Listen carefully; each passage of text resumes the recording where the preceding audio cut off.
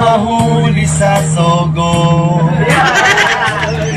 Dahil sinundan tayo ng misis ko.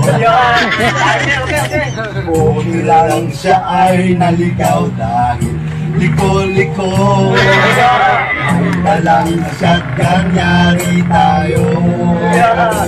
Panalo. Huwag kang mag-isip ng ano pa man. Basta minsan sa isang linggo tayo naman.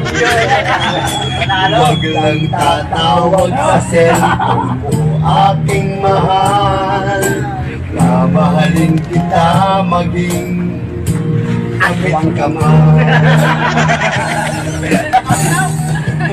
Mahal kita, ngunit sikreto lang. Iniisip nila ay chismis lang, huwag pakinggan. Mahal kita maging kapit naman.